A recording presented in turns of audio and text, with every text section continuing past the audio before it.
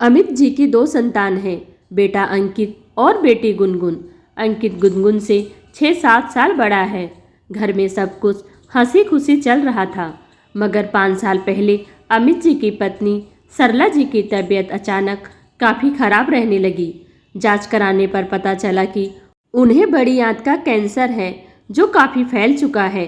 काफ़ी इलाज कराने के बाद भी उनकी हालत में कोई सुधार नहीं हुआ। उन्हें लगने लगा कि अब वे ज़्यादा दिन जीवित नहीं रह पाएंगी, तो एक दिन अपने पति से बोली, मैं अब ज़्यादा दिन जीवित नहीं रहूंगी। गुनगुन अभी 15-16 साल की है और घर संभालने के लिहाज से अभी बहुत छोटी है। मैं अपनी आंख बंद करने से पूर्व इस घर की जिम्मेदारी अपनी बहू को देना चाहती हूँ। आप जल्दी से अंकित की शादी करा दीजिए।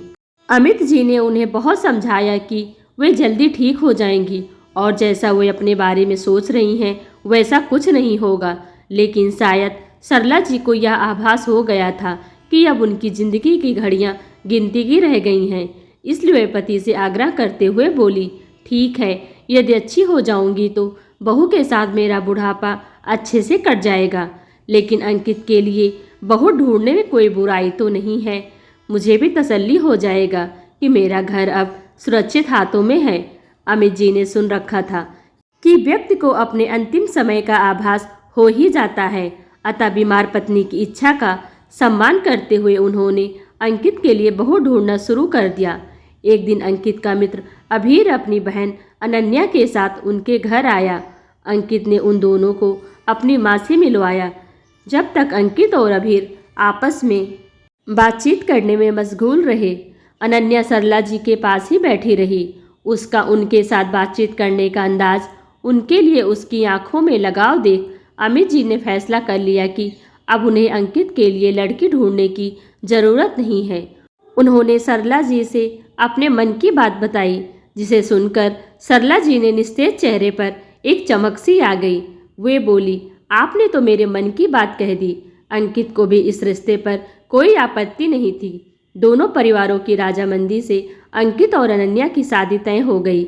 शादी के बाद जब मायके से विदा होकर अनन्या ससुराल आई तो सरला जी उसके हाथ में गुनगुन का हाथ देते हुए बोली, अनन्या, मैं मुंह दिखाई के रूप में तुम्हें अपनी बेटी सौंप रही हूँ। मेरे जाने के बाद इसका ध्यान रखना। अनन्या भावुक होकर बोली, मम्मी जी, आप ऐसा मत बोलिए। आपका स्थान कोई नहीं ले सकता। बेटा, सबको एक न एक दिन जाना ही है, लेकिन यदि तुम मुझे यह वचन दे सको कि मेरे जाने के बाद तुम गुनगुन का ध्यान रखोगी, तो मैं चैन से अंतिम सांस ले पाऊंगी। माँ जी, आप विश्वास रखिए, आज से गुनगुन मेरी ननद नहीं, मेरी छोटी बहन है। बेटे के विवाह के 1-2 महीने के अंदर ही बीमारी से लड़ते लड़ते सरला जी की मौत हो गई।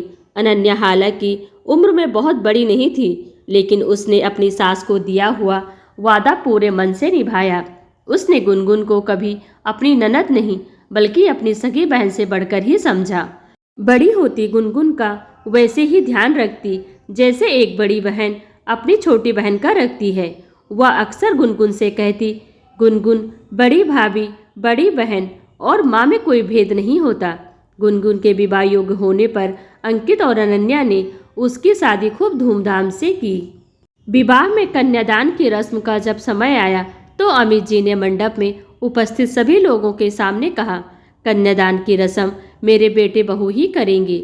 विवाह के बाद विदा होते समय गुनगुन अनन्या से चिपककर ऐसे रो रही थी जैसे वह अपनी माँ से गले लगकर रो रही हो। ननद भाभी का ऐसा मधुर संबंध देख कर विदाई की बेला में उपस्थित सभी लोगों की आंखें खुशी से नम हो आई। गुनगुन शादी के बाद ससुराल चली गई। दूसरे शहर में ससुराल होने के कारण उसका मायके आना अब बहुत कम ही हो पाता था। उसका कमरा अब खाली रहता था, लेकिन उसकी साज सज्जा, साफ सफाई अभी भी बिल्कुल वैसी ही थी, जैसे लगता हो कि वह अभी यहीं रह रही हो। अंकित के ऑफिस से लौटने के बाद अनन्या अपने और अंकित के लिए शाम की चाय गुनगुन के कमरे में ही ले आती, ताकि उस कमरे में वीरानगी ना पसरी रहे और उसकी छत और दीवारें भी इंसानी सांसों से महकती रहे। एक दिन पड़ोस में रहने वाले प्रेम बाबू अमित जी के घर आए। बातों ही बातों में वे उनसे बोले, आपकी बिटिया गुनगुन अब अपने घर चली गई है। उसका कमरा तो अब खाली ही रहता होगा। आप उसे किराए पर क्यों नहीं दे देते? कुछ पैसा भी आता रहेगा। यह बातचीत अभी हो ही रही थी कि उसी समय अनन्या चाय देने आई। ननद गुनगुन से मातृतुल्य प्रेम करने वाली नन्या को प्रेम बाबू की बात सुनकर अनन्या को बहुत दुख हुआ। वह उनसे सम्मानपूर्वक किंतु दृढ़ता से बोली, अंकल, क्या शादी के बाद वही घर बेटी का अपना घर नहीं रह जाता है, जहाँ उसने चलना सीखा हो, बोलना सीखा हो और जहाँ तिनका तिनका मिलकर उसके व्यक्तित्व ने साकार रूप लिया हो। अंकल, बेटी पराया धन नहीं बल्कि ससुराल में मायके का सृजनात्मक विस्तार है। शादी का अर्थ यह नहीं कि उसके विदा होते ही उसके कमरे का इंटीरियर बदल दिया जाए और उसे गेस्ट रूम बना दिया जाए या चंद पैसों के लिए उसे किराए पर दे दिया जाए। बहू, तुम जो कह रही हो वह ठीक है, लेकिन व्यवहारिकता से मुंह मोड़ लेना कहाँ की समझदारी है? अंकल, रिश्तों में कैसी व्यवहारिकता? रिश्ते कंपनी की कोई डील नहीं है कि जब तक क्लाइंट से व्यापार होता रहे तब तक उसके साथ मधुर संबंध रहे और फिर संबंधों की इतिश्री कर ली जाए। व्यवहारिकता का तराजू तो अपनी सोच को सही साबित करने का उपक्रम मात्र है। तब प्रेम बाबू बोले, लेकिन इससे बेटी को क्या मिलेगा? अंकल, मायका हर लड़की का पावर हाउस होता है, जहाँ से उसे अनवरत ऊर्जा मिलती है। वह केवल आश्वस्त होना चाहती है कि उसके मायके में उसका वजूद सुरक्षित है। वह मायके से किसी महंगे उपहार की आकांक्षा नहीं रखती है और न ही मायके से विदा होने के बाद बेटियां वहां से चंद पैसे लेने आती हैं, बल्कि वे हमें बेशकीमती शुभकामनाएं देने आती हैं, हमारी संकटों को टालने आती हैं, अपने भाई भाभी व परिवार को मोहब्बत भरी नज़र से देखने आती हैं। ससुराल और गृहस्थी के आकाश में पतंग बन उड़ रही आपकी बेटियां बस चाहती हैं कि विदा होने के बाद भी उसकी डोर जमीन पर बनी उस घरौंदे से जुड़ी रहे, जिसमें बचपन से लेकर युवावस्था तक के उसके अनेक सपने अभी भी तैर रहे हैं। इसलिए हमने गुनगुन का कमरा जैसा था वैसा ही बनाए रखा है। यह घर कल भी उनका था और हमेशा रहेगा। प्रेम बाबू बोले, लेकिन कमरे से क्या फर्क पड़ता है?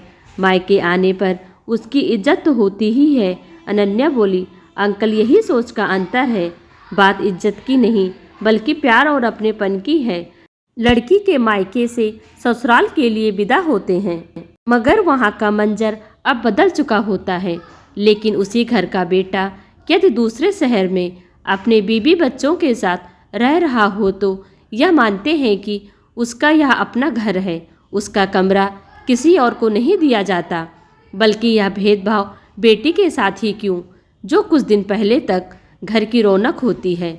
यदि संभव हो तो बेटियों के लिए भी उस घर का वह कोना अवश्य सुरक्षित रखा जाना चाहिए, जहाँ नन्ही परी के रूप में खिलखिलाने से लेकर एक नई दुनिया बसाने वाली नारी बनने तक उसने अपनी कहानी अपने माता पिता भाई बहन के साथ मिलकर लिखा हो। हर लड़की की पीड़ा को स्वर देती हुई अनन्या की दर्द में डूबी बात को सुनकर राम बाबू को एक बार की करंट सा लगा। उन्हें पिछले दिनों अपने घर में घटित घटनाक्रम की याद आ गई। जब उनकी बेटी अमोली अपने मायके आई थी, वे बोली, बहू, तुमने मेरी आंखें खोल दी। परसों मेरी बिटिया अमोली ससुराल से मायके आई थी। यहाँ आने के बाद उसका सामान उसके अपने ही घर के ड्राइंग रूम में काफ़ी देर ऐसे पड़ा रहा जैसे वह अमोली का नहीं बल्कि किसी अतिथि का सामान हो। बेटा अपना, बेटी पराई जैसी बात को बचपन से अब तक सुनते आए, हमारी मनोभूमि वैसे ही बन जाती है। और इसी भाव में अमोली को कब चुपके से घर की सदस्य से अपने ही घर में अतिथि बना दिया, उस मासूम को पता ही नहीं चला। पता नहीं क्यों मैंने उसका कमरा किसी और को क्यों दे दिया। यदि गुनगुन की तरह अमोली का कमरा भी उसके नाम से सुरक्षित रहता तो वह भी पहले की भांति सीधे अपने कमरे में जाती, जैसे कॉलेज ट्रिप के आने के बाद वह सीधे अपने कमरे में अपनी दुनिया में चली जाती थी। यह बोलते हुए उनकी आंखें भर आई और गला अवरुद्ध हो गया। वे रूमाल से अपना चश्मा साफ करने लगे। अनन्या तुरंत उनके लिए पानी का गिलास ले आई। पानी पीकर गला साफ करते हुए राम बाबू बोले, बहू, उम्र में इतनी छोटी होने पर भी तुमने मुझे ज़िंदगी का गहरा पाठ पढ़ा दिया। मैं तुम्हारा शुक्रिया कैसे अदा करूं? अनन्या बोली, अंकल, यदि आप मुझे शुभकामनाएं स्वरूप कुछ देना चाहते हैं तो आप घर जाकर अमोली से कहिए कि तुम अपने कमरे को वैसे ही सजाओ जैसे तुम पहले किया करती थी। मैं आज बचपन वाली अमोली से फिर से मिलना चाहता हूँ। यही मेरे लिए आपका उपहार होगा। प्रेम बाबू बोले, बेटा, जिस घर में तुम्हारी जैसी बहू हो वहाँ बेटी या ननद को ही नहीं बल्कि हर किसी को रहना पसंद होगा। और आज से अमोली का पावर हाउस भी काम करने लगा है। वह उसे निरंतर ऊर्जा देता रहेगा। प्रेम बाबू की बात को सुनकर अमित जी और अनन्या मुस्कुरा पड़े। खुशियों के इंद्रधनुष की रूपहली आभा अमित जी के घर से प्रेम बाबू के घर तक फैल चुकी थी। दोस्तों, आपको यह कहानी कैसी लगी हमें ज़रूर बताएं। वीडियो को लाइक कर चैनल को सब्सक्राइब कर लीजिए। Thanks for watching.